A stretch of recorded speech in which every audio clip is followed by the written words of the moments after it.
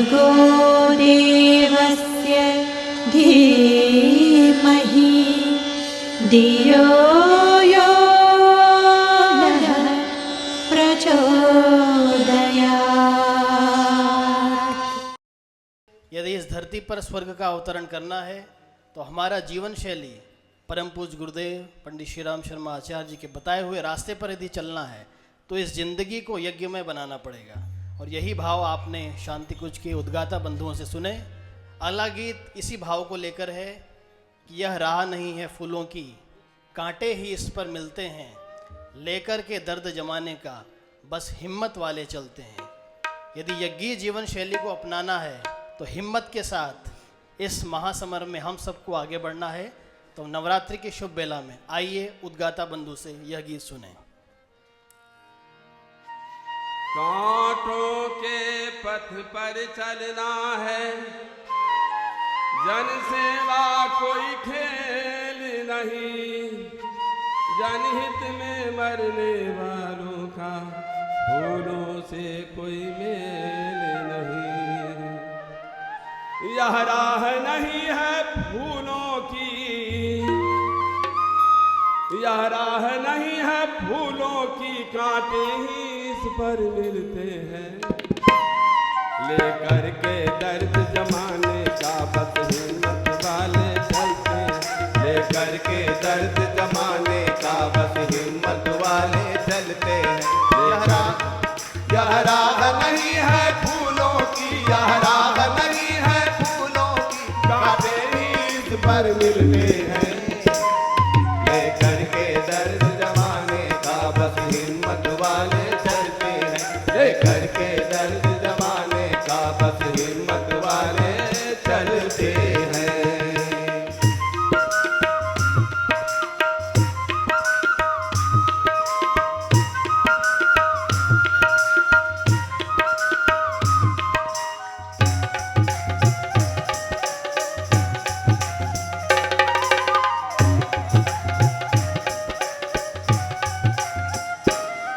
कब किसने कहा था ईसा से तुम सूली के सोपान चढ़ो, तुम सूली के सोपान चढ़ो, तुम सूली के सोपान चढ़ो। किसने सुकरात को समझाया विष के प्याले की ओर बढ़ो, विष के प्याले की ओर बढ़ो, विष के प्याले की ओर बढ़ो। जिसने असली आवाज सुनी, जिसने असली आवाज सुनी, उसने यह मंजिल खुद ही चुनी, उसने यह मंजिल खुद ही चुनी, उसने यह मंजिल खुद ही चुनी। युग प्रहरी के उर के स्वर्गी, युग प्रहरी के उर के स्वर्गी, बनकर तूफान मचलते हैं, लेकर के दर्द जमाने का बस हिम्मत वाले चलते हैं, लेकर के दर्द जमाने का बस हिम्मत वाले चलते हैं।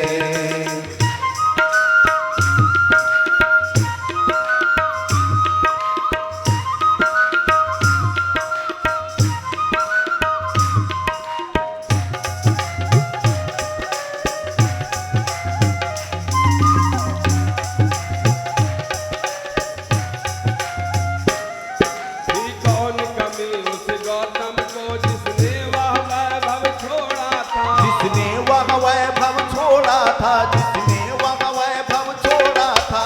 सूर्य न बनकर दीवाना किस हुस्न से नाता जोड़ा था, किस हुस्न से नाता जोड़ा था, किस हुस्न से नाता जोड़ा था। रात अंधेरी फिर चले,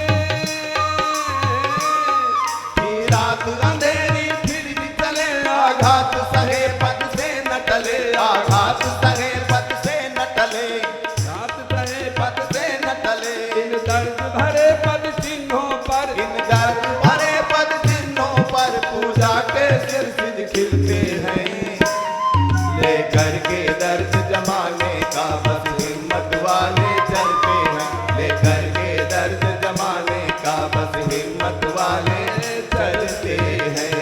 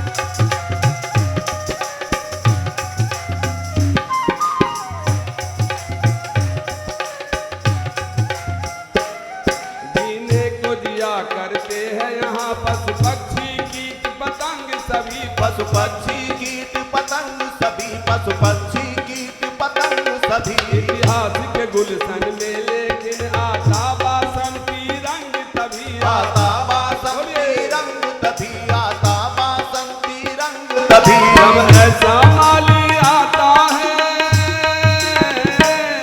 जब ऐसा माली आता है, जो जीते जी गल जाता है, जो जीते जी गल जाता है, जो जीते जी गल जाता है। बरसों तपती है जो माटी, बरसों तपती है जो माटी, उसमें से रत्न निकलते हैं।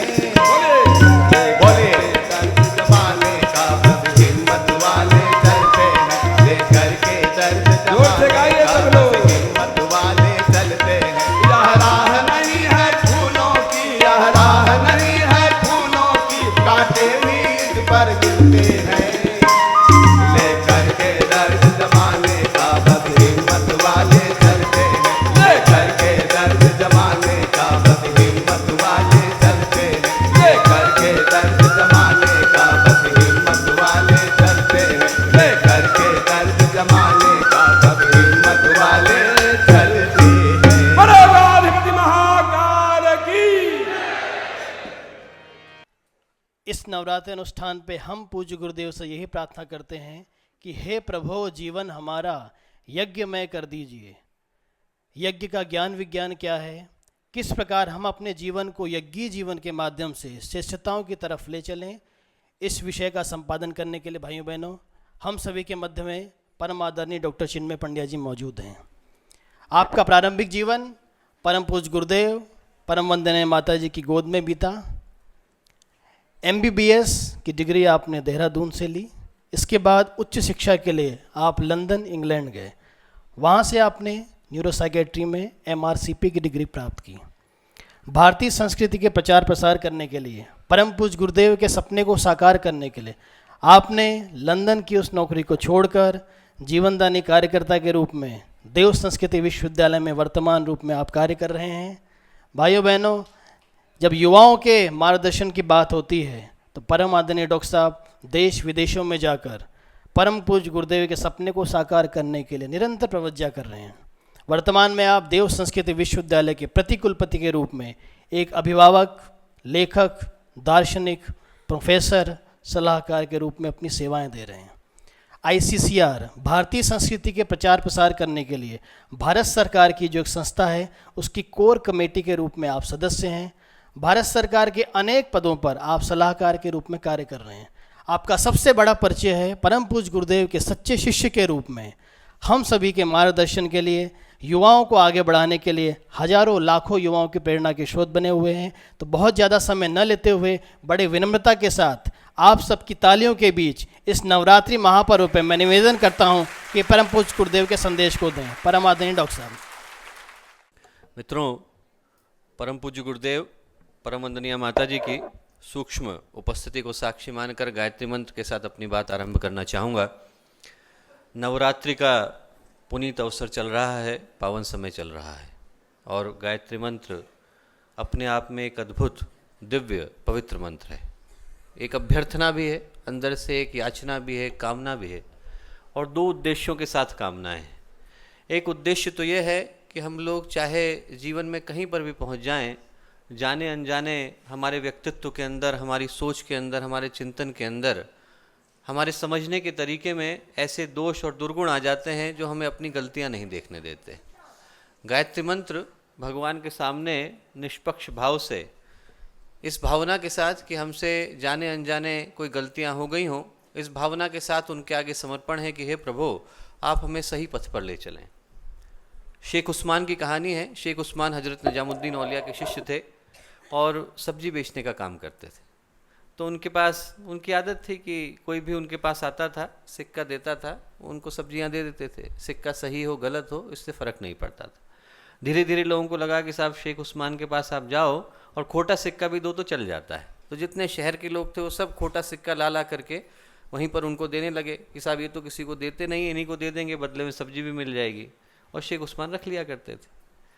तो उनके दोस्तों ने कहा कि साहब आप ऐसा क्यों करते हो, खोटा सिक्का है, आप चला देते हो इनके सामने और ये लोग आपसे लेकर के चले जाते हैं, आपको मूर्ख बना रहे हैं। तो तो शेख उस्मान बोले कि भाइयों, परवरदिगार को देखते हो आप? मुझ जैसे खोटे बंदे को अब तक चला रहा है, तो मैं खोटे सिक्के को रोकने वाला कौन होता हूँ? तो दोस्तों, हम सब के अंदर कहीं ना कहीं कोई खोट हो सकती है, और ये भगवान के सामने उसी तरीके से विनम्र प्रार्थना है कि हमारे व्यक्तित्व के अंदर, हमारे सोचने के तरीके के अंदर, हमारे चिंतन के अंदर, जाने अनजाने, इस जन्म में नहीं, किसी पुराने जन्म में, किसी पूर्व जन्म में, पूर्वकृत कर्मों में कोई ऐसी बात आ गई हो जो नहीं आनी चाहिए, तो हे प्रभु आप उसका निराकरण कर दें, उसको हटा दें। इस भावना के साथ हम लोग एक बार गायत्री मंत्र करेंगे, पवित्रता की, प्रखरता की, अपनी उज्ज्वलता की और सृष्टि की उज्ज्वलता की प्रार्थना के साथ एक बार माँ गायत्री का आवाहन, भगवान सूर्य का, सविता देवता का आवाहन, परम पूज्य गुरुदेव का, परम वंदनीय माता जी का आवाहन, इस भावना के साथ कि वो यहाँ पर उपस्थित हैं, हमारे शरीर को, मन को, अंतरात्मा को अपने तेज से, ओज से, वर्चस्व से प्रकाशित कर रहे हैं, आलोकित कर रहे हैं। एक बार गायत्री मंत्र साथ साथ कमर सीधी कर लें, भगवान सूर्य का, सविता देवता का ध्यान करें। ओम भूर्भुवः स्वः तत्सवितुर्वरेण्यं भर्गो देवस्य धीमहि धियो यो नः प्रचोदयात्।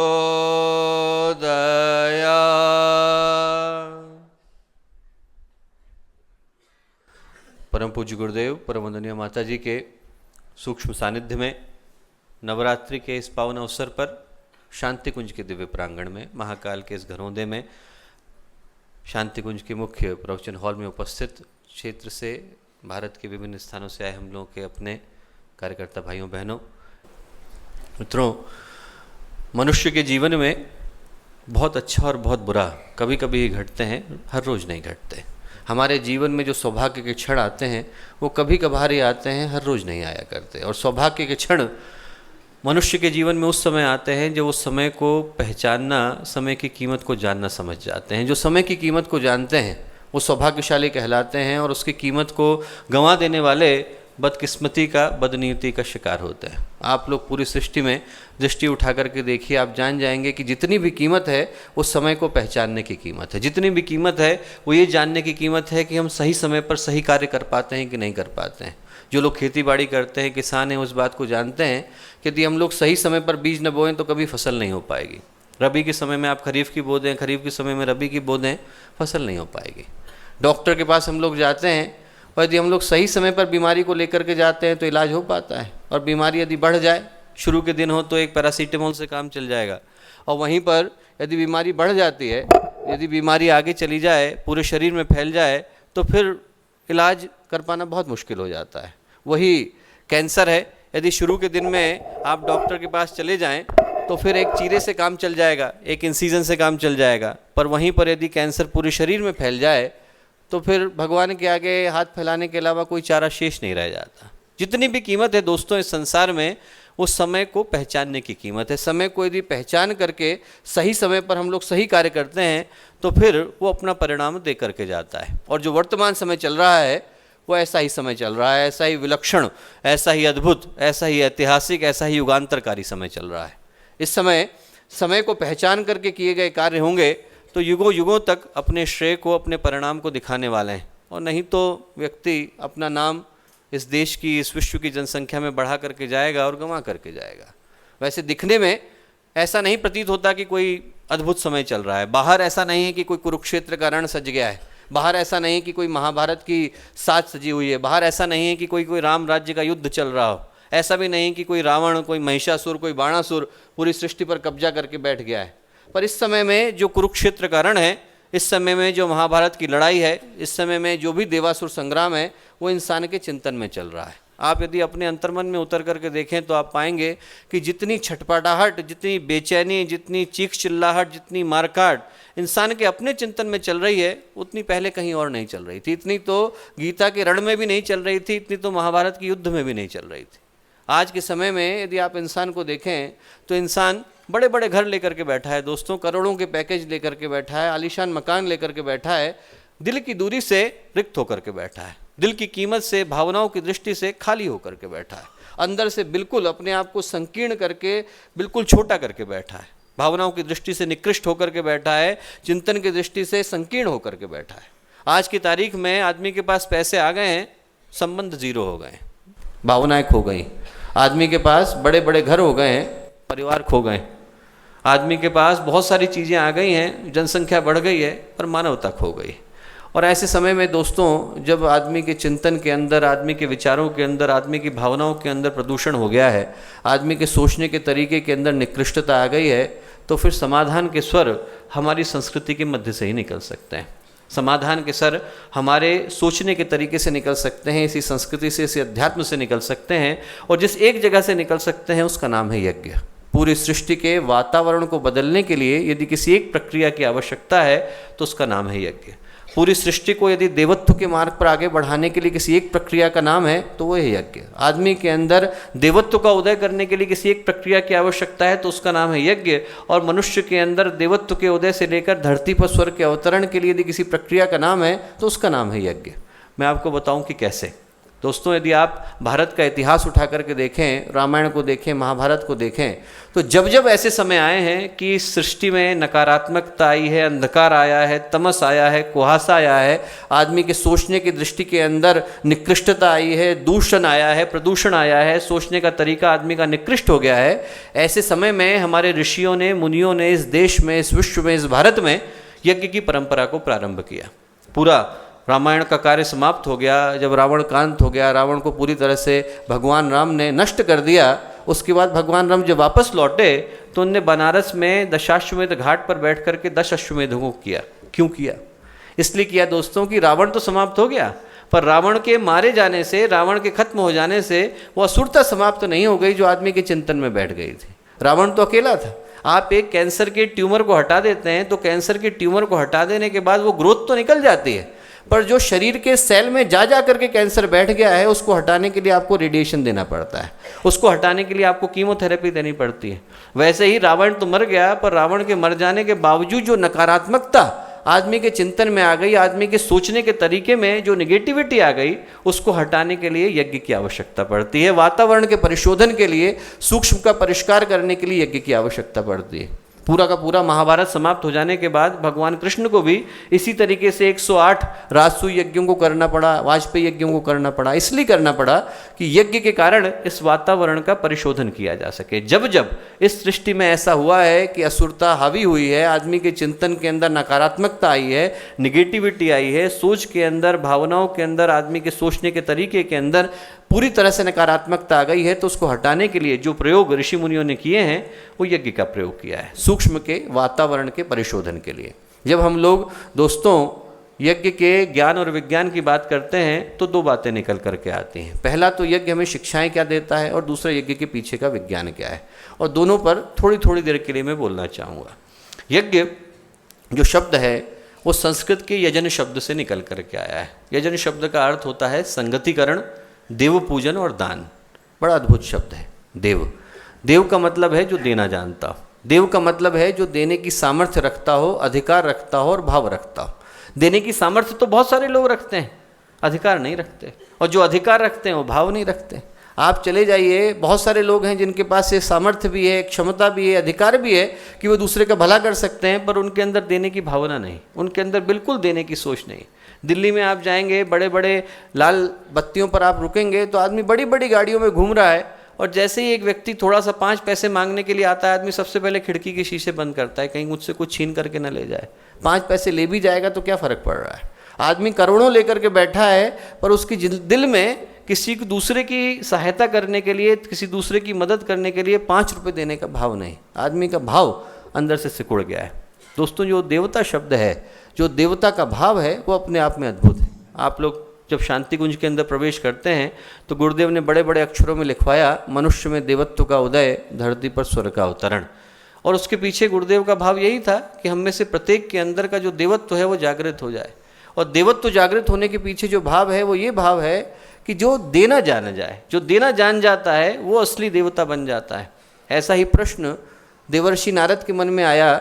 उनने प्रजापति ब्रह्मा से जाकर के पूछा कि साहब आप ये बताइए कि देवता कहते किसे हैं, ये आपने जिनको देवता बनाया है इनको तो आपने बिल्कुल भेदभाव कर दिया। देवता और असुर दोनों आपके बच्चे हैं, और आपने एक को तो स्वर्ग में बिठा दिया, एक को उच्चैश्रवा घोड़ा दे दिया, एक को आपने कामधेनु दे दी, एक को आपने कल्पवृक्ष दे दिया, एक को आपने यज्ञ का भाग दे दिया, एक को आपने अप्सराएं दे दी, और दूसरे को आपने नरक में ढकेल दिया, अंधकार में डाल दिया। दोनों आपके बच्चे हैं, एक देवता है एक असुर है। दोनों के साथ इतना भेदभाव क्यों है? देवताओं को आपने सब अच्छा अच्छा दिया और असुरों को आपने सब बुरा बुरा दिया। तो ब्रह्मा जी बोले ऐसा नहीं है भाई, आप देखो तो बलि हैं, प्रहलाद हैं, ये लोग भी जो है असुरों के खानदान में पैदा हुए, पर इनको हमने देवता बनाया, क्योंकि आदमी अपने चिंतन से देवता बनता है। आदमी कहाँ पैदा हुआ है इससे देवता नहीं बनता। और यदि आपको ये परखना है कि आदमी अपने चिंतन से देवता है कि नहीं है, तो ये करने के लिए आप शाम को एक परीक्षा ले लो। उन्होंने कहा ठीक है साहब, क्या परीक्षा लेनी है? उन्होंने कहा कि आप सारे लोगों को बुलाओ। सब लोगों को बुलाया गया, सारे देवताओं को, सारे असुरों को, यक्ष गंधर्व किन्नर प्रत्यभि देवता उपदेवता अधिदेवता जितने थे सबको बुलाया गया। उन्होंने कहा सबको बुलाओ, सबको कहो कि आज शाम को ब्रह्मा जी ने खाने पर बुलाया है। बुला लिया गया, सब लोग आ गए शाम को खाने पे। सबसे पहले असुर पहुँचे। उन्हें पहुँचे तो ब्रह्मा जी ने सब शुरू किया। ब्रह्मा जी ने सबको बिठा दिया, खाना परोस दिया गया, गायत्री मंत्र हो गया। हो जाने के बाद ब्रह्मा जी आकर के बोले कि साहब खाना हर एक को मिलेगा, शर्त एक है। क्या शर्त है? कोहनी को मोड़े बगैर खाना है। कोहनी नहीं मोड़नी चाहिए आपकी, कोहनी मोड़े बगैर खाना है। अब असुर जो थे उनने खाना जो है शुरू किया। असुरों ने खाना शुरू करा। उन्होंने कहा कैसे खाएं साहब, कहाँ जाएगा खाना? इधर गिरा, खाना वहाँ गिरा। सारे के सारे असुर उठ गए, भूखे उठ गए, और भगवान को गाली देते उठे कि साहब बुलाया भी और खाना दिए बगैर भेज दिया। देवताओं की बारी आई। देवताओं की बारी आई, देवताओं को बिठाया, भगवान ने जो है खाना परोसवाया, गायत्री मंत्र बुलवाया, और बोलने के बाद फिर वही शर्त रखी। बोले कि साहब आपको एक ही काम करना है, कोहनी को मोड़े बगैर खाना है। देवता समझ गए कि अपनी रोटी को मिल बांट करके खाना है। जो अपनी रोटी को मिल बांट करके खाना सीख जाता है वो देवता बन जाता है। देवताओं ने एक दूसरे के 90 डिग्री पर दूसरा व्यक्ति बैठ गया, एक यहाँ बैठा, उसके दूसरी तरफ दूसरा बैठा, दूसरी तरफ दूसरा बैठा। एक ने उठाया दूसरे के मुंह में डाला, दूसरे ने उठाया तीसरे के मुंह में डाला, सबका पेट भर गया। सब एक दूसरे का पेट भर करके उठे, एक दूसरे को तृप्त करके उठे। नारद की समझ में आ गया, देवर्षि नारद की समझ में आ गया कि जो अपनी रोटी को मिल बांट करके खाना जान जाता है वो देवता बन जाता है। तो दोस्तों, जिन देवी शक्तियों का हम आवाहन कर रहे हैं उनसे हम लोग यही प्रेरणा ले रहे हैं कि हमें जो भगवान ने दिया है, जितना हम ऊपर वाले से लेकर के आए हैं, उसे यदि हम बांटना सीख जाते हैं, यदि उससे हम शेयर करना सीख जाते हैं, उसे दूसरे के साथ बांटना सीख जाते हैं, तो हम यज्ञ की असली भावना को जान जाते हैं।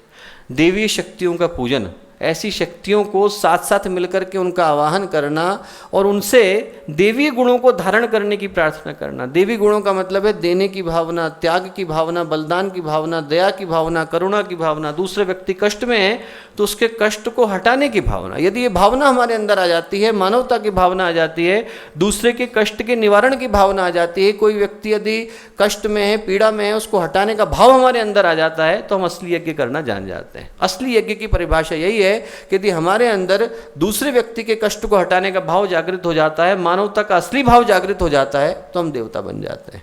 मैं आपको बताऊं, टॉल्स्टॉय थे। टॉल्स्टॉय बड़े प्रसिद्ध लेखक थे। हमें लगता है कि साहब हमें बांटने के लिए पैसों की आवश्यकता है, हमें बांटने के लिए किसी चीज़ की आवश्यकता है। ऐसा नहीं है। जितना हमें भगवान ने दिया है, यदि हम उसको भी बांटना जान जाते हैं तो हम देवता बन जाते हैं। तो फिर हमारे अंदर यज्ञ का असली भाव आ जाता है। आप लोगों ने टॉल्स्टॉय की कहानी पढ़ी होगी। टॉल्स्टॉय बड़े प्रसिद्ध साहित्यकार थे और दिल के बड़े अमीर थे। उनके अंदर एक भाव था कि जब भी कहीं जाते तो जो भी उनके पास होता था सब चीज़ों को बांटते हुए जाते थे। एक दिन वो निकले तो उनकी पत्नी ने कहा कि साहब आप पीछे के दरवाजे से निकला करो, आप निकलते हो हमेशा खाली होकर के आ जाते हो, बड़ी दिक्कत आती है। पीछे के दरवाजे से निकले तो लोग पीछे की तरफ लाइन लगा के खड़े हो गए और उनने देना शुरू करा। उनने अपने पैसे दिए, बटुआ दिया, किसी को जो है उनने अपना स्वेटर दे दिया, किसी को टोपी दे दी, कोट दे दी, खाली हो गए।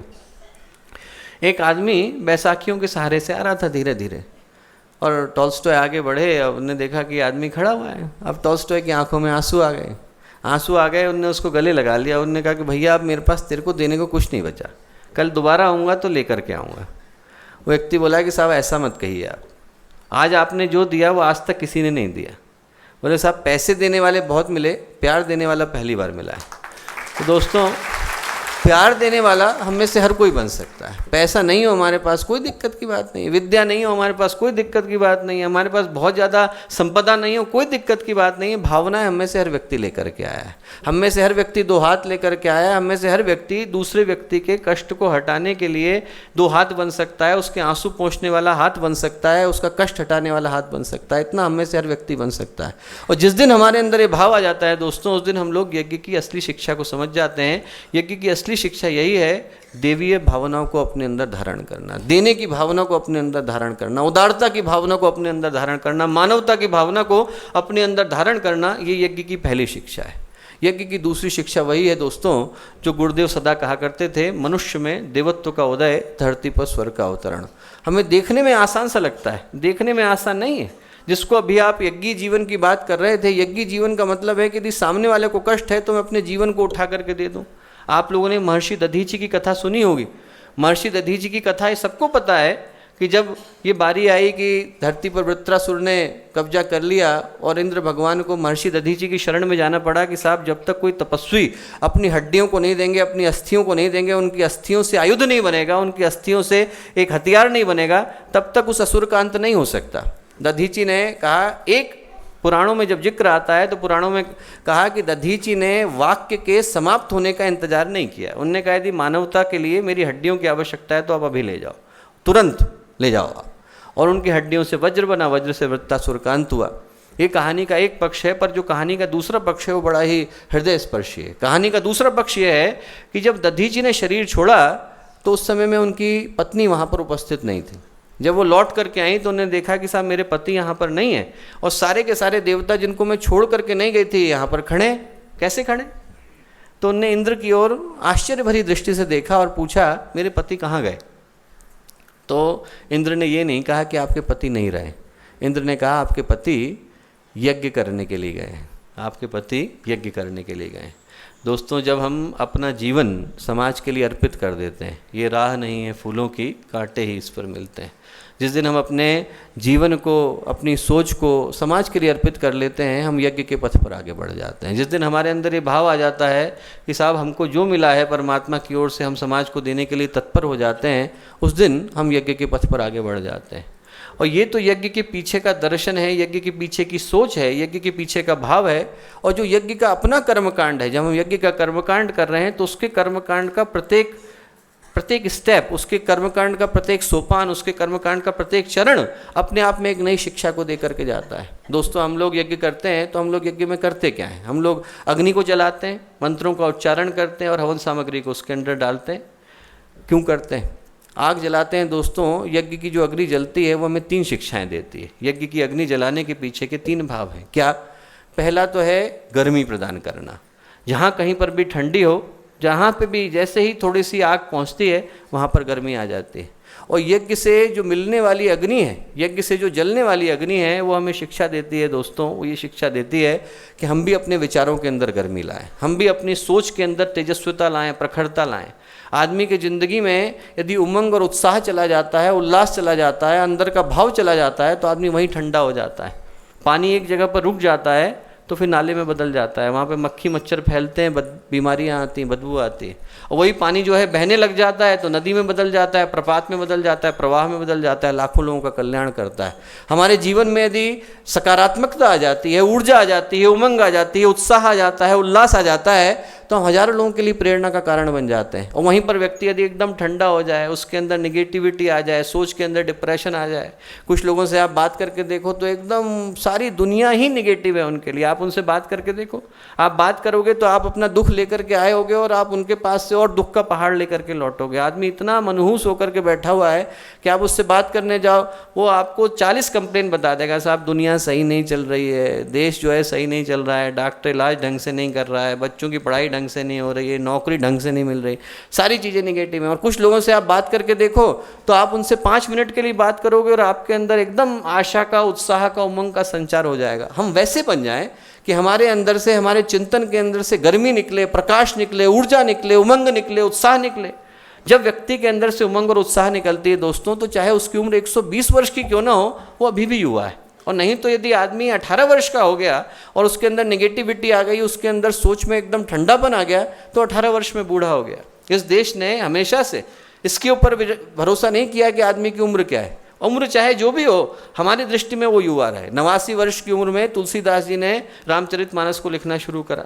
90 वर्ष की उम्र में तेलंग स्वामी ने दीक्षा ली। 120 वर्ष की उम्र में उनने जाकर के समाधि को प्राप्त किया। 118 वर्ष की उम्र में नागार्जुन जब पूरी जिंदगी पढ़ाते रहे नालंदा विश्वविद्यालय में, और उनको लगा कि मेरे पढ़ाए हुए 8 विद्यार्थी जो हैं वो कुलपति थे नालंदा विश्वविद्यालय के, और उनको लगा कि मेरे पढ़ाए हुए 8 विद्यार्थी जो है वो निर्वाण को प्राप्त हो चुके हैं और मैं अभी तक सिर्फ इस पर लेक्चर ही दे रहा हूँ, छोड़ करके निकल गए नागार्जुन 118 वर्ष की उम्र में, और 136 वर्ष की उम्र में समाधि को प्राप्त हुए। तो दोस्तों, हमारे यहाँ उम्र से ये नहीं तोला जाता कि आदमी युवा है कि नहीं। जिस दिन उसके मन में उमंग आ गया, उत्साह आ गया, उल्लास आ गया, उस दिन वो युवा हो जाता है। तो पहली बात जो यज्ञ की अग्नि हमें शिक्षा देती है वो ये देती है कि हमारे विचारों के अंदर तेजस्विता आए, हमारे चेतना के अंदर प्राण आए, हमारी सोच के अंदर उमंग आए, उत्साह आए, उल्लास आए।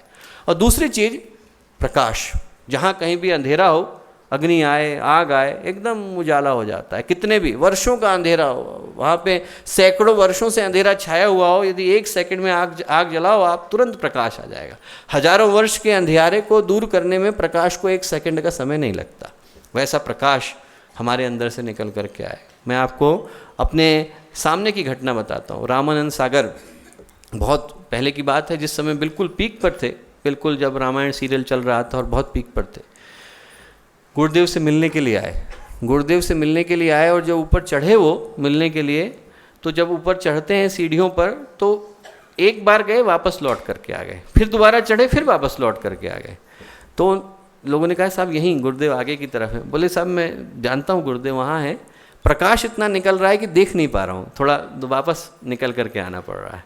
जिस कक्ष में गुरुदेव बैठा करते थे दोस्तों, इतना प्रकाश निकला करता था, इतना प्रकाश, तप का तेज इतना भयंकर निकला करता था। जो लोग पुराने इस बात को जानते हैं कि आप लोग दूधाधारी के इधर प्रवेश करें, आपको लगता था आप दूसरी दुनिया में प्रवेश कर गए। ऐसा लगता ही नहीं था कि आप उसी दुनिया में। और यदि आप उन सीढ़ियों से चढ़ें जहाँ पे गुरुदेव ऊपर कक्ष में रहते थे, तो ऐसा लगता था कोई चुंबक खींच रहा हो। और यदि आप उसी कक्ष में खड़े हो जाएं जिस कक्ष में गुरुदेव खड़ा हुआ करते थे, तो एक गारंटी की बात है कि आपका चेहरा झुक जाएगा, आपका माथा झुक जाएगा, और ऑटोमेटिकली नीचे की तरफ चले जाते थे, विचार गिर जाते थे, मन शांत हो जाता था, एकदम अंदर से पवित्रता, प्रकाश आ जाती थी। एक अद्भुत व्यक्तित्व, वो प्रकाश आपके अंदर से निकल करके आता है। दोस्तों, यज्ञ की अग्नि प्रेरणा देती है कि हम अपने ज़िंदगी के अंधेरे को दूर करें और अपने व्यक्तित्व के अंदर प्रकाश को लेकर के आएँ। और तीसरी चीज़ जो यज्ञ की अग्नि हमें संदेश देती है दोस्तों, वो देती है ऊर्ध्वगमन का। आप आग जलाओ, माचिस की आप तीली लो और तीली को आप नीचे की तरफ जलाओ, कितनी भी ग्रेविटी कहेंगे इस डालोगे, आग हमेशा ऊपर की तरफ जाती है, आग कभी नीचे की तरफ नहीं जाती। आप जलाओ, आप ग्रेविटी को नीचे लेकर के जाओगे, आग हमेशा ऊपर की तरफ जाएगी, नीचे की तरफ कभी नहीं जाएगी। कितनी भी जिंदगी में समस्याएं हों, कितनी भी जिंदगी में दुख आ रहे हों, दारुण कष्ट आ रहे हों, चिंतन हमारा नहीं गिरना चाहिए। कष्ट आना अलग बात है, चिंतन हमारा नहीं गिरना चाहिए। हम जितने भी महापुरुषों को देखते हैं, जितने भी देखते हैं कि जिन लोगों को हम श्रद्धा का, आदर का, सम्मान का पात्र पाते हैं, इन लोगों के जीवन में कष्ट कठिनाइयाँ हमसे कई गुना ज़्यादा थी, कई गुना ज़्यादा थी। आप लोग ईसा मसीह का जीवन देख लो, कोई और व्यक्ति को इतनी कष्टकारी मृत्यु मिल सकती है कि आप एक जिंदा व्यक्ति को जो है कांटों का ताज पहना करके लटका दो, पैरों में लोहे की कील गाड़ दो, हाथों में लोहे की कील गाड़ दो, माथे में लोहे की कील गाड़ दो। हमसे तो ज़्यादा ही कष्टकारी मृत्यु रही। हरिश्चंद्र का जीवन देख लो आप, स्वप्न में किसी को राज्य दे दिया, स्वप्न में, तो उनने अगले दिन राज्य दे दिया, और राज्य देने के बाद आप उसी राज्य के राजा हो, आपको उसी राज्य में डोम की नौकरी करनी पड़े, पत्नी को बेचना पड़े, बेटे को बेचना पड़े, और वही बेटा मृत्यु के बाद आप ही के शमशान में आया है और आपको उससे कर मांगने के लिए बाध्य होना पड़े। आप इमेजिन करके देखो, हम जिनको श्रद्धा सम्मान का पात्र मानते हैं, उनके जीवन की कठिनाइयाँ हम लोगों से कई गुना ज़्यादा थी, उनकी परिस्थितियाँ हम लोगों से कई गुना विषम थी दोस्तों, हम लोगों से कई गुना विषम थी। पर उसके बावजूद उनके चिंतन के अंदर, उनके सोच के तरीके के अंदर कभी 1 सेकंड की गिरावट नहीं आई। जुन्नैद की कहानी है, सूफी फ़कीर था और उसने जो है कुरान के अंदर परिवर्तन कर दिया तो बहुत अक्षम्य अपराध है। उसने कहा कि साहब ऐसा नहीं है, ऐसा होना चाहिए। तो उसको सज़ा दी गई कि इसको चौराहे पे खड़ा कर दो और पत्थरों से मार मार करके मृत्यु इसको दी जाए। तो लोग पत्थर मारने लगे, जुन्नैद को मारने लगे। तो जुन्नैद का एक शिष्य था मंसूर, 30 वर्षों से उसके साथ था। तो जितनी बार जुन्नैद को पत्थर लगते उतनी बार वो खिलखिला करके हंसता, जोर जोर से हंसता। बोले शरीर को मार रहे हैं, शरीर नहीं हूँ मैं, आत्मा हूँ, शरीर को लगता था।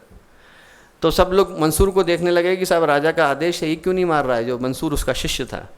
तो मंसूर ने घबराहट में एक फूल उठाया और फूल उठा करके जुन्नैद को मारा तो जैसे ही फूल लगा जुन्नैद रोने लगा। मंसूर बोला साहब आप ये क्या कर रहे हो, लोग पत्थर मार रहे थे तो आप हंस रहे हो, मैं फूल मार रहा हूँ तो आप रो रहे हो। जुन्नैद बोला बेटा मैं इसलिए रोया कि तू 30 वर्ष से मेरे साथ है और तुझे अभी तक समझ में नहीं आया कि मेरे लिए पत्थर और फूल का कोई मतलब नहीं है। पत्थर पड़े तो क्या और फूल पड़े तो क्या, दोनों में से कुछ भी पड़ जाए तो क्या फ़र्क पड़ रहा है। तेरे अंदर इतने साल मेरे साथ रहने के बाद तू ये नहीं समझ पाया कि जुन्नैद के लिए पत्थर का भी कोई मूल्य नहीं है और फूल का भी कोई मूल्य नहीं है। तो दोस्तों कठिनाइयाँ तो उनके जीवन में हमसे ज़्यादा आई, पर उनके जीवन में ऊर्ध्वगमन कभी नहीं रुका। उनके जीवन में उनकी सोच में कभी गिरावट नहीं आई, उनके चिंतन के तरीके में कभी कठिनाई नहीं आई। तो वही बात जो भी हम थोड़ी देर पहले गीत के रूप में कह रहे थे, राह नहीं है फूलों की, कांटे ही इस पर मिलते हैं। कांटे जरूर मिलते हैं पर हमारी सोच के अंदर कभी गिरावट नहीं आनी चाहिए। यज्ञ की अग्नि जो हमें प्रेरणा देती है दोस्तों, ये प्रेरणा देती है कि हम लोग जीवन में कहीं पर भी किसी भी कठिनाई में हो, हमारा चिंतन, हमारे सोचने का तरीका, हमारे उद्देश्य, हमारी भावनाएं सदा उत्कृष्टता की तरफ बढ़ें, सदा ऊपर की तरफ बढ़ें, सदा भगवान की तरफ बढ़ें। तो पहला संदेश जो यज्ञ की अग्नि देती है वो देती है कि हमारे जीवन में यदि कहीं कोई अंधकार हो तो उनके प्रकाश से तिरोहित हो जाए, कहीं कोई ठंडापन आ गया हो, कहीं हमारे सोच के तरीके में कहीं कोई नकारात्मकता आ गई हो, सकारात्मकता में बदल जाए, उमंग में बदल जाए, उत्साह में बदल जाए।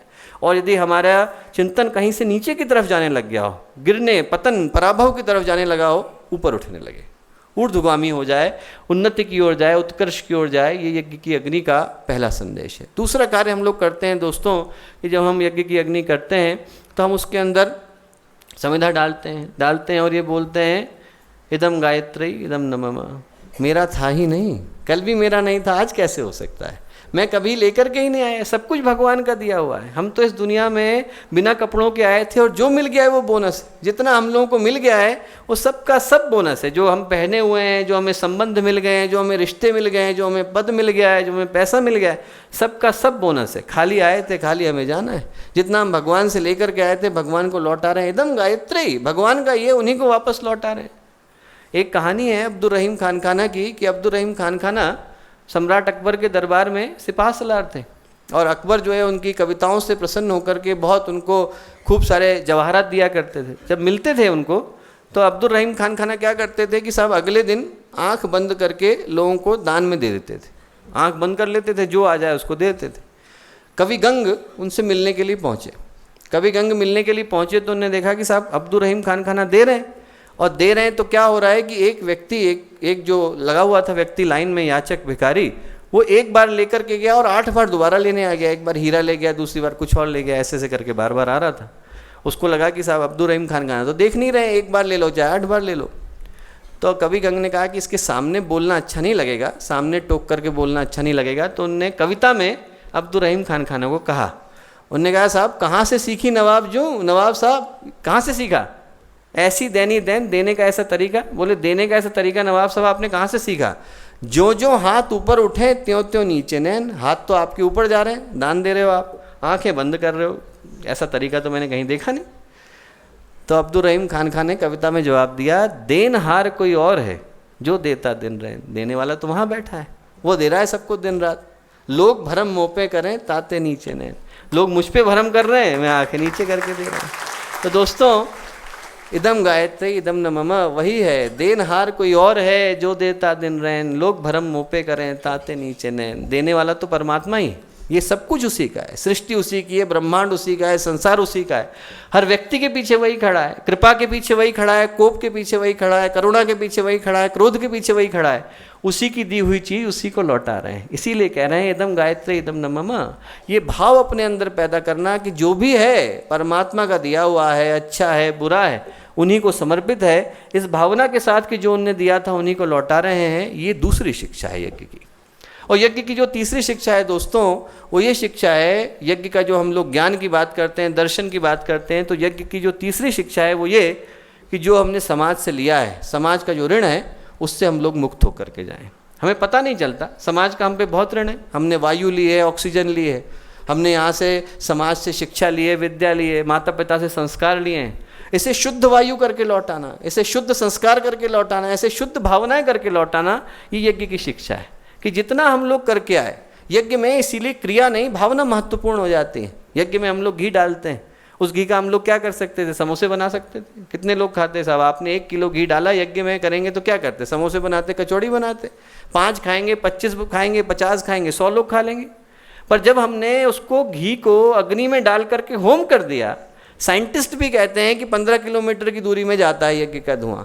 इतनी दूरी में जितने लोग गए उनके प्राणों को इस यज्ञ के धुएं ने पुष्ट किया, उतने लोगों के आयुष्य को इस यज्ञ के धुएं ने बढ़ाया। हमने उस घी को जब यज्ञ के अंदर होम कर दिया तो हमने उसे वायुमंडल का हिस्सा बना दिया। सारी दुनिया में पहुंचेगा, जहां जाएगा वहां व्यक्ति के प्राणों को पुष्ट करेगा, शरीर को निरोगी करेगा, मन को अच्छा करेगा, हजारों लोगों पर इसका प्रभाव पड़ेगा समाज के ऋण से मुक्त होने के लिए। ये जो भावना है कि जितना हम लोग लेकर के आए यहाँ पर, इसीलिए भगवत गीता में भगवान श्री कृष्ण कहते हैं कि 2 तरीके का यज्ञ चल रहा है। एक तो वो यज्ञ जो हम लोग कर रहे हैं, व्यष्टि का यज्ञ, और एक वो यज्ञ जो सृष्टि का यज्ञ है, समष्टि का यज्ञ है। सृष्टि के यज्ञ में भी यही नियम है, कोई भी अपने पास नहीं रखता। नदी जो है जैसे ही सूरज की किरणें पड़ती हैं भाप बना करके उड़ा देती हैं, भाप बादल बन जाते हैं, बादल फिर लौटा देते हैं, वो भी अपने पास नहीं रखते। बादल जैसे ही लौटाते हैं जमीन उसको स्वीकार लेती है और फिर से उड़ा देती है। ये सृष्टि जो है लगातार कोई अपने पास नहीं रखता। जो हमारे पर ऋण है उसको हम अगले वाले तक पहुंचा दें, हमको जो मिला है आगे तक पहुंचा दें। हमारे शरीर में भी यही हो रहा है, हमें पता नहीं चल रहा है। हम लोगों में से कमाता कौन है? हाथ कमाते हैं। हाथ अपने पास रख लेते हैं क्या? हाथ कमाते हैं तो हाथ अपने पास रख लेते हैं क्या? हाथ कमाते हैं, देते हैं मुंह को। मुंह अपने पास रख लेता है कि नहीं साहब मैं ही खाऊंगा अकेला, आज तो मैं ही अपना सब लेकर के बैठूंगा, ऐसा मुंह नहीं करता। मुंह उसको उठा करके आगे आंतों के पास भेज देता है। आंत उसे अपने पास रख लेती है क्या? आंत उसे पूरे शरीर में बांट देती हैं। इनमें से कोई एक भी स्वार्थी हो जाए कि नहीं साहब मेरे पास आया है मैं ही रखूंगा, आंत है मैं ही रख लूंगी, सारा का सारा जितना ईसोफेगस है मैं ही रख लूंगा अपने पास, हाथ है तो हाथ ही रख लें, उसी दिन आदमी का राम नाम सत्य हो जाएगा। अगले मिनट की इंतजार करने की आवश्यकता नहीं।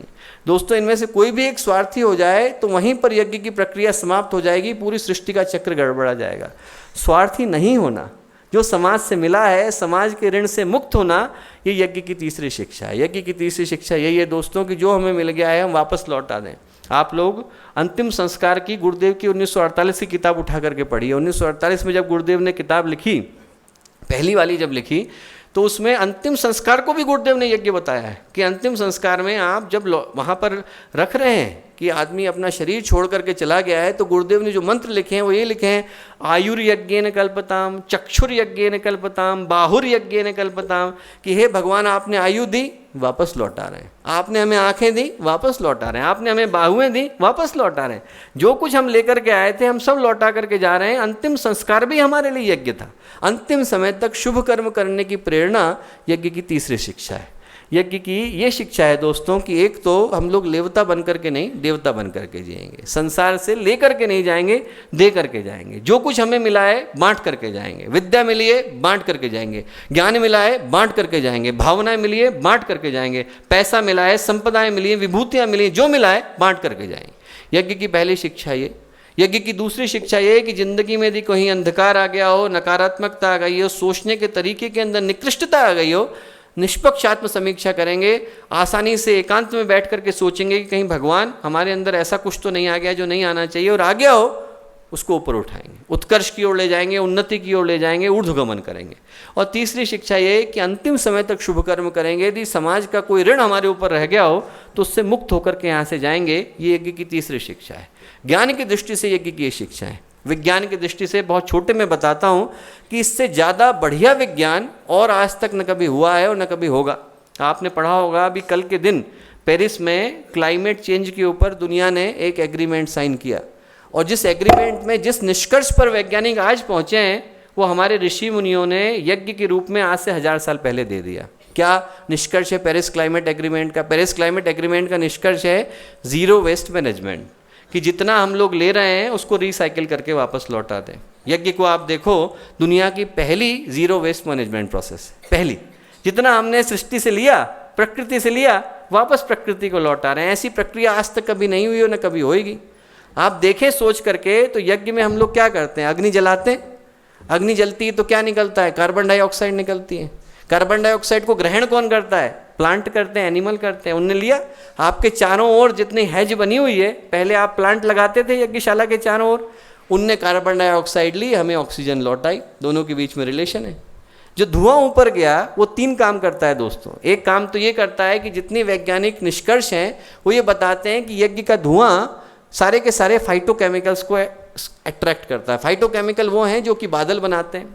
तो इसलिए क्या है कि आज से 14 साल पहले इनने जैसलमेर में प्रयोग करके देखा था। जैसलमेर में उन्होंने क्या किया कि 2 झोपड़ियाँ बनाई, एक दूसरे से 400 किलोमीटर की दूरी पर। एक में यज्ञ किया, एक में नहीं किया। जहाँ पर यज्ञ किया वहाँ पे बरसात हुई।